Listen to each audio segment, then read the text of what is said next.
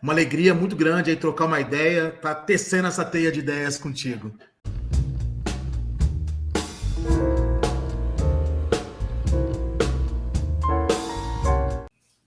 Olá, meus caros e minhas caras, sejam muito bem-vindos a mais um vídeo do meu canal Doni Correia, uma teia de ideias. Este canal, feito por mim, Doni Correia, seu anfitrião, mestre e doutor em Estética e História da Arte, membro da Associação Brasileira dos Críticos de Cinema, Abracine, e da Associação Brasileira dos Críticos de Arte, a ABCA. Todas as vezes que vocês me veem com esse fone, vocês já sabem que eu tenho aqui um convidado, uma convidada, para bater um papo, conversar um pouco sobre arte, cinema e humanidades. E hoje não é diferente, porque eu tenho aqui um convidado muito especial que a gente ainda vai ouvir muito falar do trabalho dele daqui para frente, porque tem tudo a ver com a 50ª edição do Festival de Gramado, que acabou de acontecer, né, há pouco. E o trabalho desse meu convidado sagrou-se aí vencedor de talvez os principais prêmios da noite, não é? Então, eu já gostaria de dar as boas-vindas aqui ao meu querido Sérgio de Carvalho. Tudo bem, Sérgio? Muito obrigado pela sua presença, por ter aceito esse convite para estar aqui com a gente. Olá, Doni, muito obrigado aí aos ouvintes também do canal, né? Uma alegria muito grande aí trocar uma ideia, tá tecendo essa teia de ideias contigo. Muito obrigado, é assim mesmo. E todo mundo que está vendo a gente já vai se inscrevendo, badala a sineta, deixa o joinha, deixa comentários aqui embaixo, porque assim a gente vai educando o algoritmo, né? Tão difícil de educá-lo hoje em dia, para que essa teia de ideias realmente cresça. E eu queria te dar os parabéns, porque eu acabei de falar, né, que agora na 50ª edição de Gramado, o seu filme Noites Alienígenas, né, sagrou-se o grande vencedor da noite. Aí eu tenho aqui, ó, levou melhor filme, né, o prêmio da crítica, melhor ator para o Gabriel Knox, ator coadjuvante para o Chico Dias, atriz coadjuvante para a Joana Gatis, e também uma menção honrosa para o ator a Danilo, só que a gente sabe que, a gente vai conversar aqui um pouco sobre isso, o elenco também tem um grande elenco local, né? A crítica a esse filme publicado pela minha querida amiga, a Maria do Rosário Caetano, né, na revista de cinema, fala que Noites Alienígenas é o OVNI amazônico no meio de um festival gaúcho. E o feito maior, talvez, de tudo isso é que na 50ª edição desse prêmio, que já é tradicional, nós temos um filme do norte do país, um filme do Acre, pela primeira vez, sendo agraciado aí com o grande prêmio, não é? Como é que está sendo para você essas conquistas todas e, enfim, né, trazendo para a gente uma nova perspectiva de produção no cinema nacional, principalmente nesse momento em que a gente está na corda bamba aí da produção, da difusão, não só por questões relativas aí à nossa cultura, que vem sendo a todo momento rechaçada, vem sendo contestada, mas no todo, né? Porque a gente também passa por uma crise das salas de cinema, essa adequação ao streaming. Como é que está sendo para você esse momento, Sérgio? O primeiro está sendo muito emocionante, assim. Eu acho que o reconhecimento do Noites de alguma maneira, também um reconhecimento do que está se produzindo no norte do país hoje. A gente chegou em Gramado, assim, com aquela, puxa, já é o prêmio, está em Gramado, né? A gente já conseguiu furar a bolha, já é muita coisa, né? Quando eu escrevi o filme no festival, eu escrevi assim, sem muita expectativa, né? Uhum.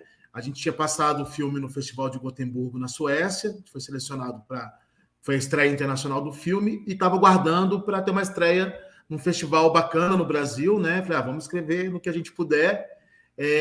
Então, quando saiu o resultado da seleção de Gramado, falei, pô, que legal, assim, né? Mas também ali pela curadoria, né? Com pessoas do Norte, querida Dira Paz, né? E os outros curadores, assim, a gente tinha essa esperança, mas, assim, já ser selecionado já era um grande prêmio para a gente. Foi com esse espírito que a gente foi para Gramado, assim, né? Conseguimos furar essa bolha.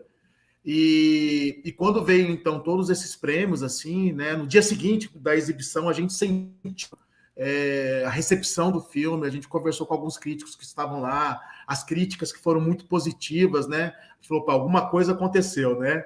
E gostei muito dessa crítica da Maria do Rosário, que chamou de um filme OVNI, né?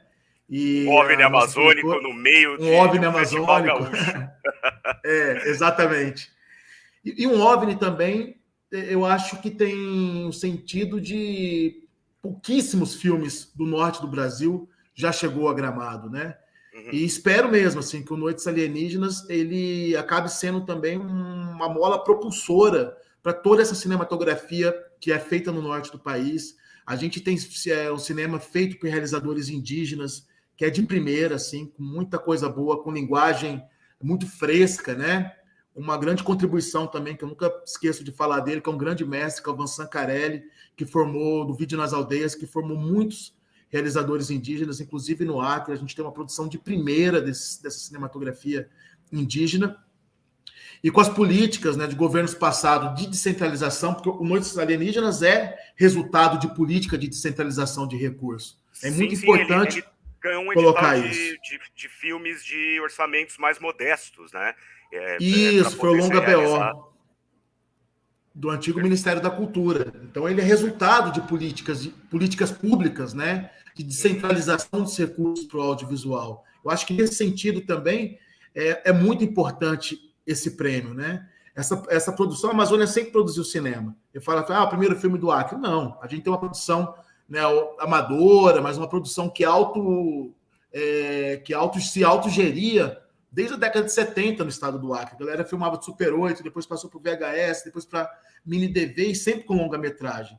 Mas não conseguia sair ali, né, pelo formato de produção, não conseguia sair do próprio Acre, mas era muito consumido dentro do Acre. Tem uma velha guarda ali do cinema que sempre produziu muita coisa.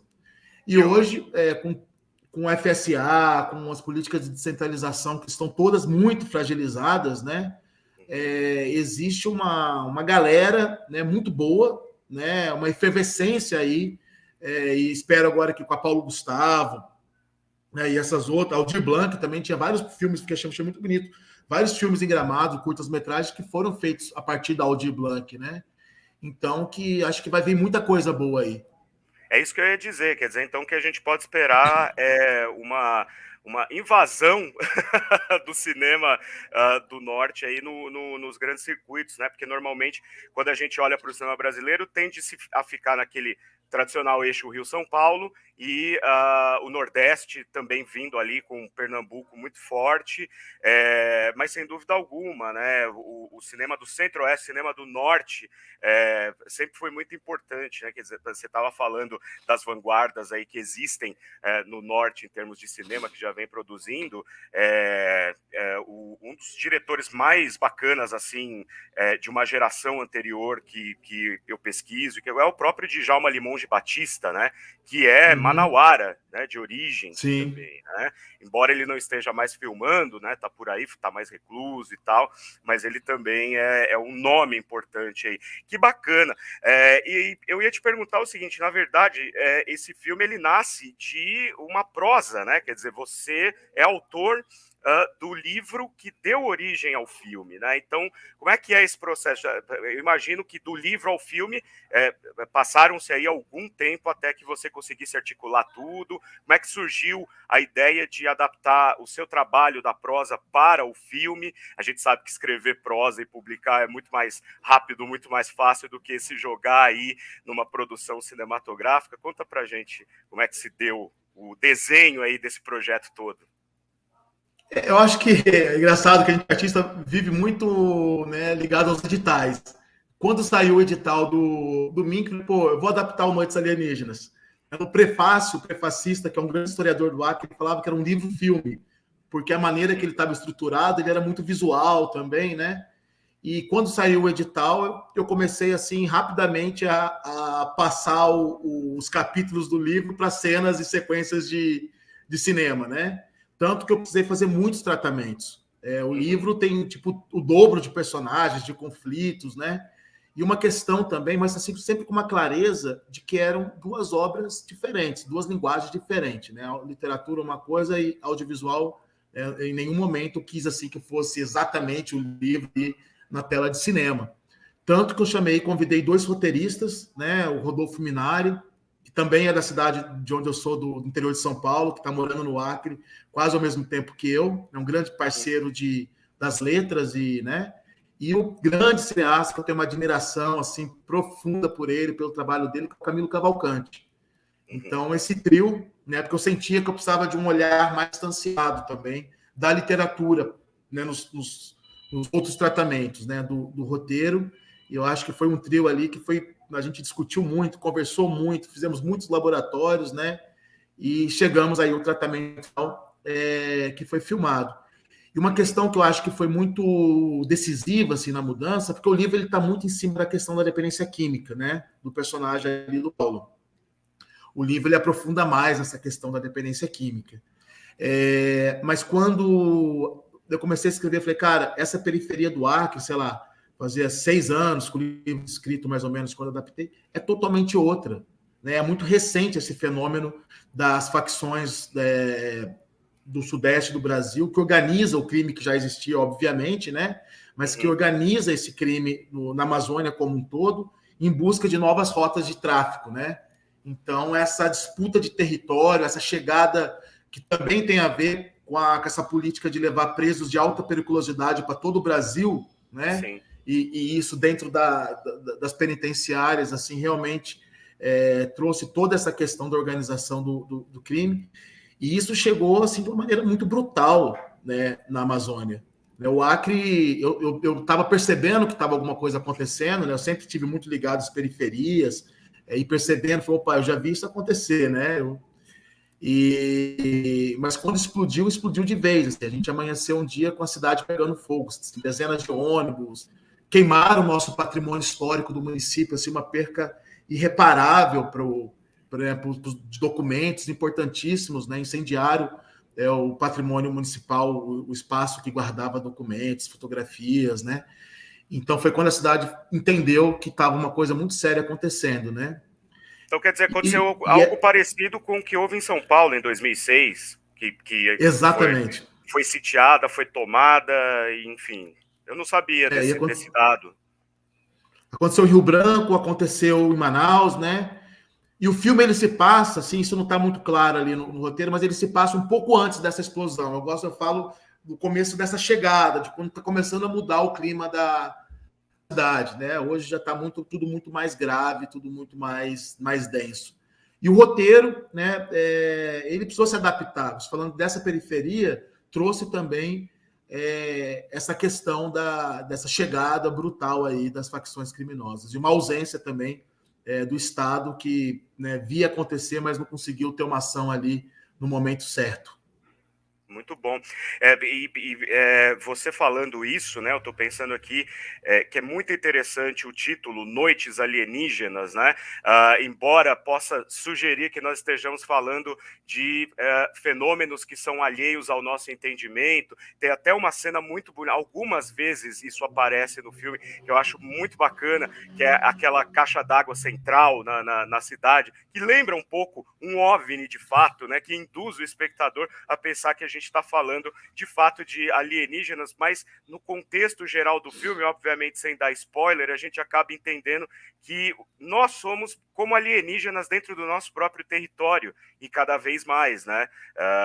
Olhando para a forma como você trata os assuntos relacionados justamente a essas camadas menos privilegiadas e mais sofridas das periferias. Então, nós somos os alienígenas do filme, na verdade, Sérgio?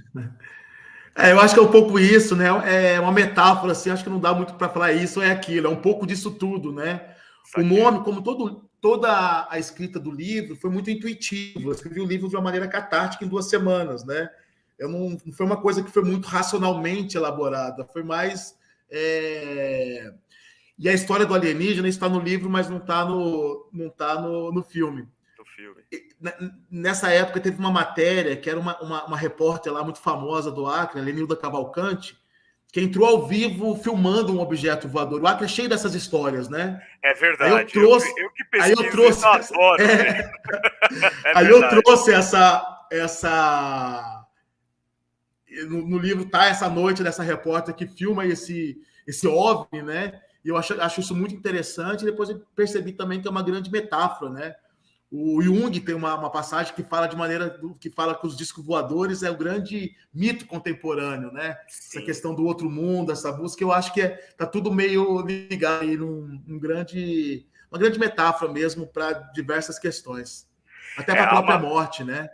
Sim, sim. E a Amazônia tem um grande caso ufológico aí que está no imaginário popular, que é a Operação Prato, né, nos anos 70. Quer dizer, todo mundo Sim. fala de como aquela região do norte do país, de alguma forma, foi justamente invadido por objetos que chegaram, inclusive, a fazer espécies de contatos com pessoas, com a população ribeirinha e assim por diante, né? Mas me impressionou bastante essa questão metafórica do alienígena, né? Quem são os alienígenas de fato, né? São aqueles que a gente está esperando para salvar os erros todos que nós cometemos, ou nós somos os alienígenas na nossa própria terra, na medida em que a gente tem de conviver justamente com essas consequências advindas da violência, da disputa de poderes, né?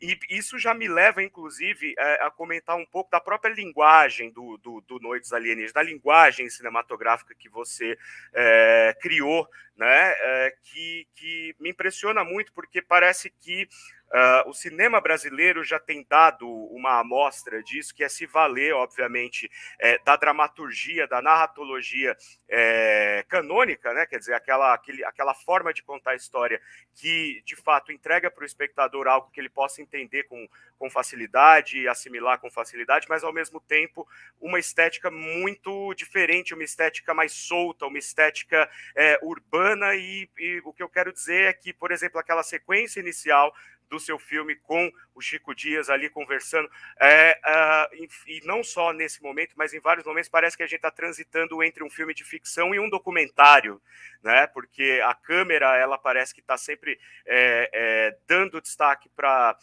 um personagem, a gente vai ouvindo outros personagens falando, mas a câmera está muito na emoção daquele personagem que está em primeiro plano, depois corta para uma outra situação.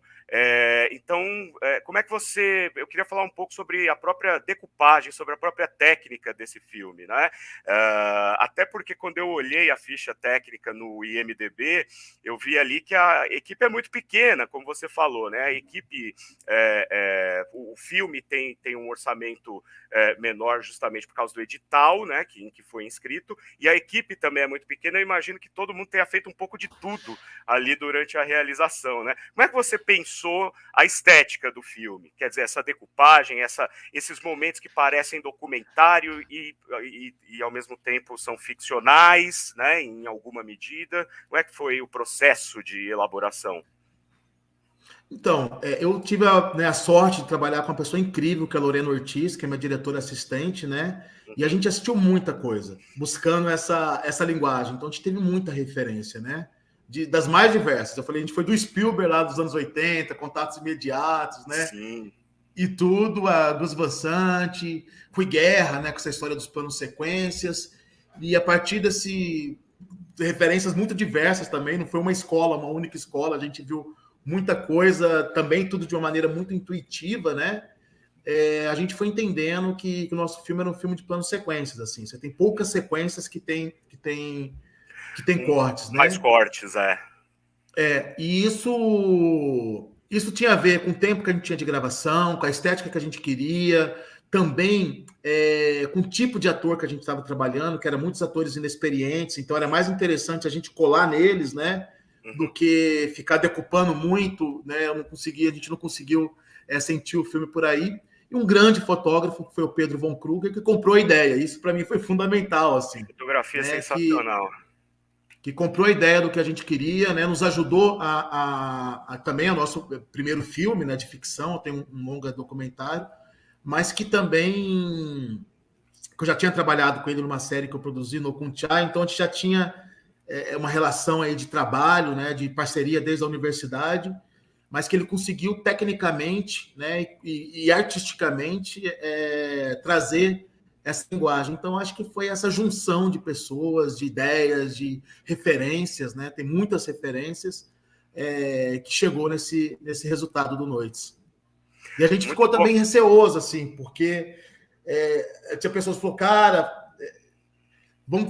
filma o plano de sequência, mas vamos fazer decupado, que você pode precisar na edição e tal. Eu falei, não, se eu fizer decupado, a tentação, eu quero assumir mesmo esses planões. Aquela cena inicial são quase 12 minutos, né? Quando o Chico começa a tocar até a conclusão dela, são um tempo longo ali.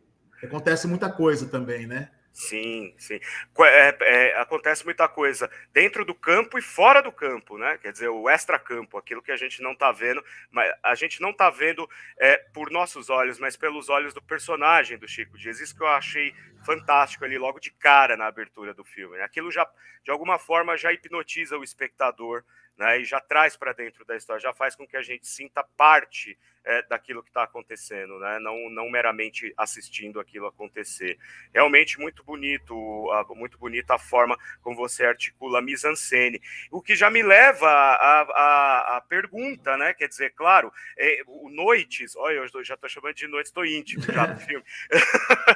O nosso Noites. O Noites, né? É seu primeiro longa, de fato, né? Mas você tem uma experiência com 2 séries, se não me engano, pela pesquisa que eu fiz aqui. Como é que se deu a sua formação como cineasta, como diretor, assim, as suas referências, a sua história para entrar, porque, enfim, prosador e cineasta, a gente pode dizer que você né? Quer dizer, um escritor e um cineasta. Como que o Sérgio se tornou cineasta? Eu fiz faculdade de cinema na Estácio, né? Mas eu acho que você tem uma oportunidade de falar, assim, eu tive muita sorte, assim, de cruzar no meu caminho, tanto de professores, né, quanto depois de pessoas que eu trabalhei, assim, pessoas muito geniais, que eu admiro muito, né? Sabe, trabalhei e tive aulas com a Beth Formagini, que foi pesquisadora do Eduardo Coutinho, que é uma grande referência para mim, né, um grande nome no documentário. Paulo Camargo, Pedro Camargo, desculpa, Pedro Camargo, grande professor, né, Fontoura, Molina, então foram pessoas que realmente assim tiveram uma contribuição. Depois, na vida, tive uma relação próxima com o Van Sancarelli, do Vídeo nas Aldeias, então, Roberto Berlini, da TV Zero, então foram muitas pessoas que, de alguma maneira, que eu admirava o trabalho, que eu me aprofundei no trabalho, que, de alguma maneira, fiz coisas juntos, né? E depois também eu me mudei para o Acre faz 20 anos, recém-formado, né? Acabei a faculdade e já fui para o estado do Acre. E lá no Acre eu trabalhei de uma maneira muito autodidata, assim, também. Né? Apesar de não tinha uma grande bagagem, eu fui para o Acre sem uma grande bagagem de set de cinema, né? Então foi com muita experimentação, né? Com uma turma muito boa de lá também, né? Silvio Margarido, Rose Farias, né? Isabelle Amsterdã, Juliana Barros, Thalita Oliveira. E eu acho que foi desse caldo de experiências que eu tive com o audiovisual, né? E que ajudou aí nessa formação que ela se deu aí do livro acadêmico pela Estácio de Sá, mas muito mais também empírico e autodidata e experimentando. Né? E eu tive a oportunidade de dirigir a série No Kunchai, que é uma série sobre os povos indígenas do Acre a partir de um ponto de vista da contemporaneidade, né, que a gente experimentou muita coisa também nessa série. Perfeito. E aí eu já puxo também para querer saber um pouco sobre a formação do elenco, né? Quer dizer, como eu falei, a gente tem Chico Dias, tem Gleice Damasceno, são pessoas da mídia que já tem aí uma carreira, Gleice uma carreira mais recente, o Chico que já, enfim, né? Tem uma carreira longuíssima e brilhante e versátil. E aí a gente tem também um elenco local, né? Como é que vocês formaram esse elenco? Como é que vocês pensaram esses personagens? Como é que vocês prepararam o elenco acima de tudo? Porque o que mais salta à vista quando a gente olha para o elenco do filme é como eles estão bem, assim, como eles se entregam, como a gente vê que houve um trabalho de direção ali sólido, de maneira que eles trazem talvez o melhor. Principalmente, eu entendo que existe uma parte do elenco, como você falou, são amadores e tal. E como é que foi formar esse pessoal? Como é que você chegou até eles? Olha, eu contei no início, né, do casting com a Débora, que é uma atriz carioca que estava no Acre no momento, né, para a gente fazer a seleção. E quando a gente caiu na turma do hip hop, né, que é muito forte essa questão das culturas urbanas em Rio Branco, né, assim, um pessoal assim muito muito animado, né? Com muita atividade dentro das periferias, as batalhas, do Islã. E quando a gente chegou nessa molecada, falou, cara, é aí que está o nosso elenco, né? Por exemplo, o Gabriel chegou pronto. Quando a gente viu o teste, falou, cara, a gente não precisa mais buscar o Rivelino, assim. Foi impressionante o teste dele. Foi impressionante, assim. Que ótimo. Né? Um ator nunca tinha feito nada de audiovisual, ele é rapper, né? Mas assim, muito intuitivo, disciplinado, né? E contei também com um grande diretor de elenco, assim, que ele teve uma sensibilidade, ele ficou um mês com os meninos, que foi o Germano Melo, de Minas Gerais, né? Ator, um grande preparador de elenco. A Gleice, eu conheço a Gleice antes do BBB, né? Tá. E a Gleice também é uma menina que tem muito a ver com aquela personagem, que conhece a periferia, que veio da periferia. Exato, né? Exato.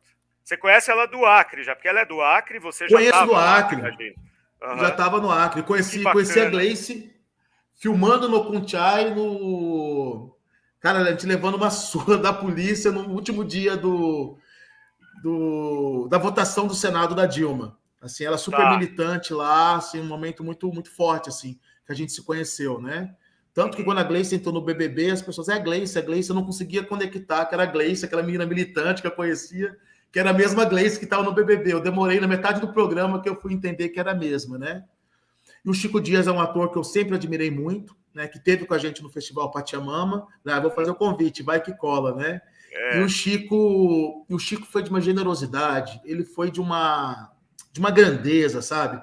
Ele colocou todo aquele talento, assim, mas ao mesmo tempo ele foi meio mentor daqueles meninos, foi... Né, quando eu vi, a primeira cena que ele gravou foi aquele plano sequência com o Gabriel, né? Olha só. Foi muito forte, assim, né? De ver os dois ali, o Chico tá na mesma medida, assim, eu acho que ele foi de uma grandeza humana, profissional, competência, assim, que eu sou muito grato ao Chico Dias, né? Sim. E as duas mães também, né? Tanto a Chicarara, que é uma militante indígena também, assim, uma pessoa incrível, sempre, né, muito nas defesas aí das causas dos povos tradicionais, que convidei para o elenco, adorou, né, se identificou muito também, porque ela é uma indígena que é evangélica, né, ela também tem essa questão que a personagem tem, né, não foi isso que foi decisivo, assim, né, mas ela se saiu muito bem ali no dilema que a personagem enfrentava. E a Joana Gates, eu conheci ela através de uma curta-metragem dela, né, que é Soledade, e quando eu vi o curta, eu falei, cara, essa é a nossa mãe, né, a nossa mãe, que eu não queria uma mãe que trouxesse também essa liberdade, uma mulher bem resolvida, né, que estava ali que tinha a sua vida além da maternidade, né? Então a Joana trouxe muita força para a personagem da Beatriz. Que máximo. E o Adanilo, né, que tem uma presença impressionante. Assim, o personagem dele é muito bonito e ele também parece estar muito conectado com esse personagem. Né? Sem dúvida também deve ter dado orgulho ao diretor. Muito, meu Deus.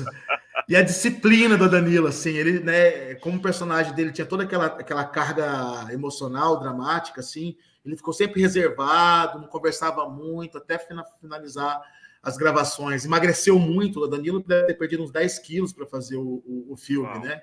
Sim. E o personagem do Danilo era o único que eu tinha certeza que eu não queria um ator amador.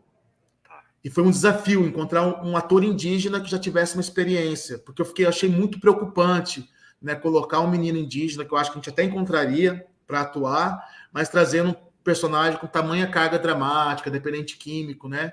Então, esse personagem, eu falei, eu preciso de um indígena, mas que tenha alguma experiência de atuação. E o nosso diretor de produção, Clemilson, que é do Acre, mas mora hoje em Manaus, indicou a Danilo e foi tipo Gabriel, bati o olho e falei, cara, é o cara. É Danilo, ele.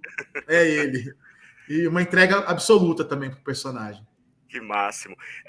E é muito bacana, né? Eu já puxo até um tópico para a gente incluir na nossa conversa aqui, a partir do Adanilo, porque ele é o personagem que talvez passe pela maior, não diria maior, mas uma transformação importante. Ele tem um arco, o personagem dele tem uma transformação importante aí, que me impressiona justamente porque o filme logo já começa assim com uma imagem abstrata que a gente não sabe muito bem o que é, de repente a gente começa a ver que é uma cobra, né? Quer dizer, e aí nós estamos num espaço de uma aldeia, não sabemos muito bem o que está acontecendo. Depois a gente vai ver que ele, para tentar se livrar daquela peia, vamos dizer assim, a gente que fala a peia na ayahuasca, né, vai de fato procurar as medicinas da cultura indígena, né, para poder, de alguma forma, se redimir espiritualmente e transcender,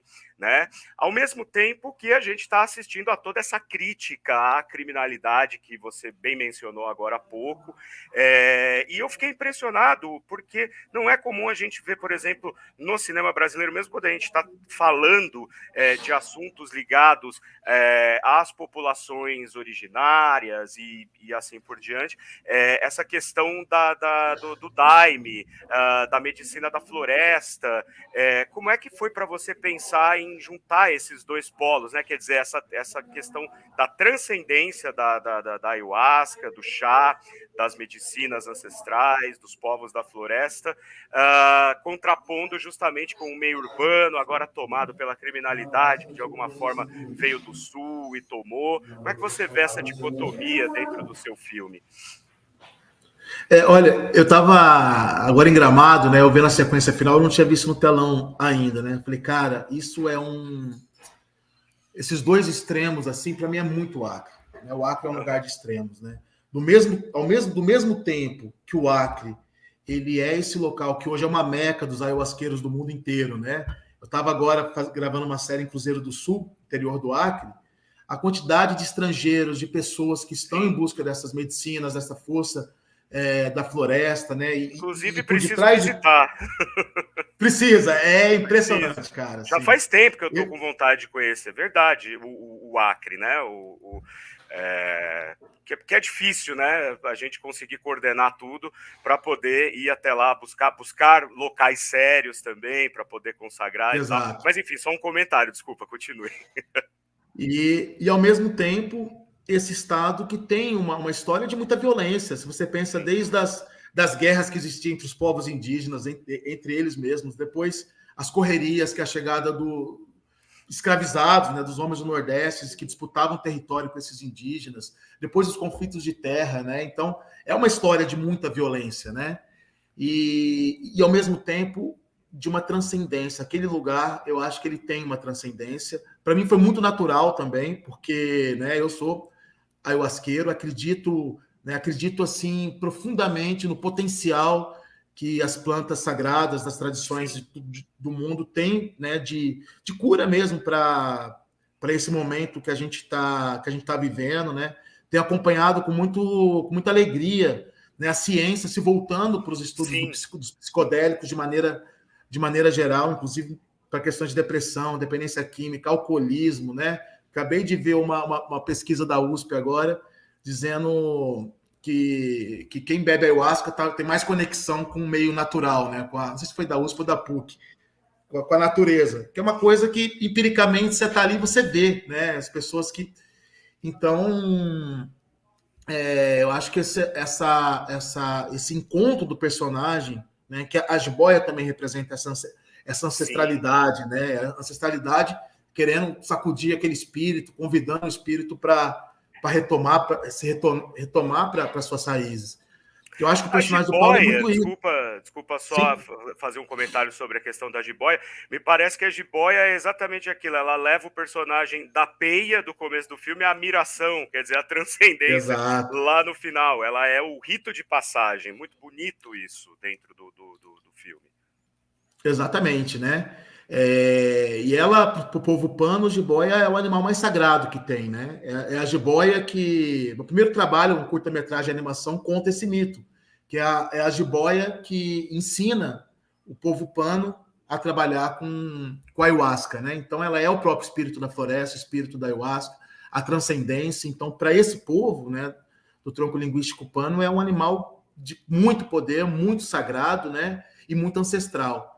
Então, o filme também ele fala sobre essa perca da identidade, né, de um menino indígena dentro da cidade, né, com todas as questões que enfrenta, a mãe que está ali distanciada da cultura, né, o impacto e as consequências que tem para, né, para ele de estar ali naquele ambiente desconectado, né? E é uma coisa que eu vejo muito forte no Acre, assim.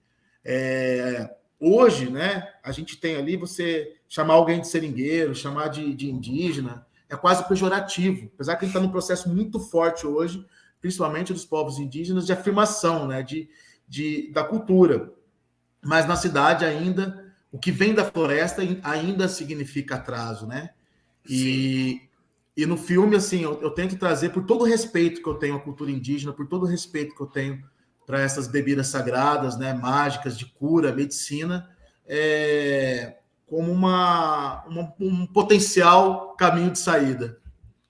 Perfeito. É curioso você falar isso, né? Que parece que ainda é visto como uma espécie de atraso, tal. Talvez as medicinas da floresta sejam o que de mais tecnológico nos foram legados. Tamanha Exatamente. eficiência, né? O efeito imediato e as portas que se abrem, né? Para gente que é ayahuasqueiro, né? Como o processo de cura parece ser tão a mão tá ali tão palpável e, enfim, né, tão rápido, né? Muito bacana isso. E eu penso assim, né? O filme ele poderia ser um filme muito cru, muito duro, assim, né? Sim. Mas é uma coisa que eu venho pensando cada vez mais. A gente está precisando muito de transcendência. A gente está Uhum. precisando muito de pensar mais as esferas oníricas, arquetípicas, né? Transcender essa realidade ordinária que tá muito dura, que está muito cruel, né? Então, acho que mergulhar Mas tá nesse universo acabando, onírico esperamos que consegue. esteja Tá, acabando também. muito, com certeza. Acho que a partir de outubro tudo pode mudar. Eu acho que sim, eu acho que sim. Fazemos votos para que sim, né? Muito bom. Mas eu acho que esse elemento da transcendência ele foi fundamental na construção tanto do roteiro que já estava ali, né? Quanto no livro, só para fechar, no livro o personagem indígena morre, dando spoiler Tá, aqui do livro. dando spoiler do livro. E numa sessão de ayahuasca eu levei uma peia, né? Falei, cara, Aham. nesse Brasil de Bolsonaro, o indígena não pode morrer. Vamos Não. rever esse roteiro, né? E foi uma peia mesmo, assim. Falei, cara, com toda certeza, assim, não dá para o personagem indígena dentro Morrer. dessas políticas morrer, né? Ele tem que, de alguma Transcender. maneira, representar transcendência. Perfeito. Isso. Maravilha, que ótimo. Quanto tempo vocês. Qual foi o tempo de filmagem? Assim, em quanto tempo vocês filmaram? A gente filmou em 4 semanas. 4 semanas. Relativamente rápido, né? Às vezes a gente vê Foi. filmes brasileiros que ficam aí, né? Bastante tempo até estrear entre as filmagens, a realização, finalização, mas 4 semanas realmente foi rápido. Agora a montagem foi quase 1 ano e meio. É, A gente trabalhou muito na montagem, porque tinha muitos caminhos para a gente seguir, né, e entender para onde ia. Foi um trabalho com o montador também. Pô, eu tive uma equipe muito maravilhosa, cara, porque nosso montador André Sampaio foi outra pessoa que contribuiu muito para esse resultado final, assim. Realmente é. o André foi imprescindível. Você foi abençoado pelo rei Huascar, que te deu tanto material aí, tanta gente boa em volta para você conseguir realizar esse filme, justamente em torno dessas temáticas todas, né? Dando a oportunidade para a gente que assiste refletir sobre várias questões, né? Muito bacana. E quando é que a gente vai ver o filme aí em circuito? Seja no streaming, seja nas salas, como eu falei, a gente está vivendo também um momento meio de transição entre os meios de difusão do filme. Eu imagino que agora vá haver aí um circuito de festivais, vocês estão no Festival do Maranhão agora também, né? Imagino que ainda vai correr ainda os festivais, mas há uma perspectiva aí de estreia nacional, enfim. Então, a gente está com a Vitrine Filmes, né, como distribuidora, e a previsão de entrar em circuito de salas de cinema é no começo do ano que vem. Uhum. Então, esse segundo semestre, a gente quer participar aí do maior número de festivais possíveis, né, trazer o debate, né, compartilhar, que eu acho que o festival também. Estou muito feliz de ter conseguido lançar o filme nesse momento pós-pandemia, né? Sim. Pós-pandemia a gente sabe que ainda está aí, mas as coisas já estão funcionando. Então que é uma oportunidade também de encontrar pessoas, de trocar, né? Eu acho que uma das funções do festival é essa também. Então, estou muito feliz de estar podendo poder circular com o filme nos festivais, né? E ano que vem a gente entrar aí no circuito comercial. Que bacana. E já deve, imagino eu, que já tenha o seu projeto seguinte. Estou trabalhando, estou em Tá desenvolvimento. trabalhando, tá em desenvolvimento, lógico, né? Porque daí sim é que dá aquele gás, né? Quando você vê que a Dá um coisa, gás, com né, certeza. foi bem sucedida, é o combustível para continuar fazendo, né? E resistindo, principalmente, né? Como eu falei, esperamos que esteja acabando esse período em que a gente tem que ficar dando nossos murros em ponta de faca aí, mas há de dar certo, né? Há de dar certo. Muito bom. Sérgio, queria te agradecer muito de novo a sua disponibilidade de vir falar aqui. Eu sei que você deve estar doido, né, de procura de pessoas, de veículos de mídia procurando aí você para falar sobre o êxito do filme. Eu que já tive a oportunidade de assistir ao filme, fiquem com inveja porque o filme é maravilhoso e eu já vi, né? Então esperem aí porque brevemente ele vai estar disponível para todo mundo assistir, e eu faço votos que, de fato, tudo corra bem. Muito obrigado pelo seu aceite e faça seu jabá agora, deixe o seu contato, fale o que você achar importante. Não, agradecer muito também pelo esse bate-papo tão gostoso, né? E assistam Noites Alienígenas, assistam os filmes que vêm do norte do Brasil, acho que é muito importante, acho que os filmes são para serem vistos, né? O filme agora vai começar esse circuito de festivais, ano que vem vai estar nas salas de cinema, vão para a sala de cinema, a gente sabe como que é difícil, né? Não só para o Noites, mas os filmes nacionais que estão aí, como é difícil você estar concorrendo e permanecer na sala de cinema, né, com todo o lobby dos grandes produtoras internacionais. Então, acho que é isso, assim, né? Vão ver filme nacional, muito filme nacional, principalmente nas salas de cinema. Com certeza. Bom, e vocês que estão assistindo a gente de novo, vamos domar esse algoritmo, né? Então já se inscrevam no canal, badalem a sineta, deixem o joinha, escrevam aí embaixo. E quando o filme estiver circulando, né, a gente pode marcar para que você volte aqui para falar com a gente sobre seus próximos projetos, quem sabe. Vai ser um prazer recebê-lo novamente aqui. Será uma alegria, né? E só não deixar de citar aqui a Condomínio Filmes, que é a nossa coprodutora, assim, uma parcerona, claro. Vitrine Filmes, né? Essa galera que chegou junto mesmo para que o filme acontecesse e a gente conseguisse finalizar. Vamos tentar fazer uma mesa redonda aqui com a produtora, com alguns do elenco, com você.